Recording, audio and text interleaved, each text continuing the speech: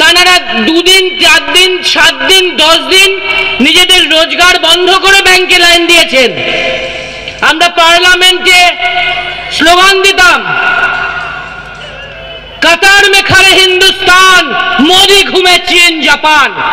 Demonetisation নোটবন্দি ঘোষণা করেই ওনার তো দেশ বেড়াবার খুব শখ, কে না কে প্রধানমন্ত্রী হয়েছেন, ব্যাস দেশে ঘুরে বেড়াচ্ছেন, বিদেশে উনি চীন জাপান ঘুরে বেড়াচ্ছেন, আর দেশের মানুষ লাইনে দাঁড়িয়ে আছে। কাতার মে খড়ে মানে লাইনে দাঁড়িয়ে আছে।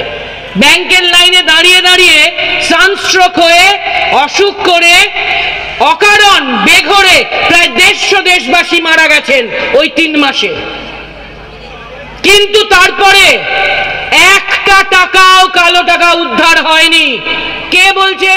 তৃণমূল কংগ্রেস থেকে বলা হচ্ছে না, মোদি বাবুদের সরকারের তখনকার অর্থমন্ত্রী 16 সালে যিনি 14 থেকে 19 যিনি অর্থমন্ত্রী ছিলেন, অরুণ জেটলি, সেই অর্থমন্ত্রী, আমি যে রাজ্যসভায় আমার সৌভাগ্য যে মমতা বন্দ্যোপাধ্যায় আমাকে 3 বার পাঠিয়েছেন আমার দল, সেই রাজ্যসভায় অরুণ জেটলি একজন সাংসদ, তিনি অর্থমন্ত্রী অরুণ জেটলি রাজ্যসভায় দাঁড়িয়ে বয়ান দিয়েছেন।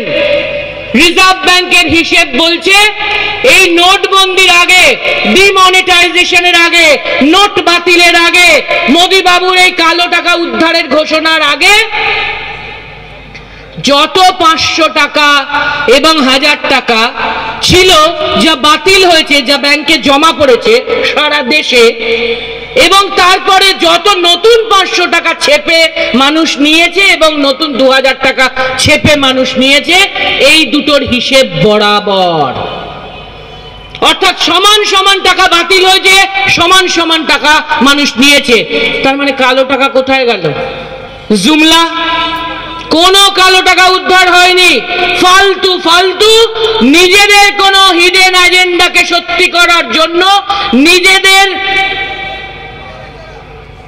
বন্ধুদের সুবিধে করে দেওয়ার জন্য দেশের মানুষকে 3 মাস নোটবন্দি করে লাইনে দাঁড় করিয়ে রেখেছিলেন।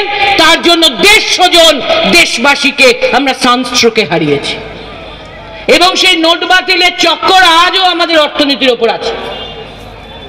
গ্যারান্টি, সরি, এটাও একটা জুমলা, বড় জুমলা। এবং অরুণ জেটলি রাজ্যসভায় স্বীকার করেছেন, এটা কোনো গোপন কথা তৃণমূলের পক্ষ থেকে আমরা বলছি না।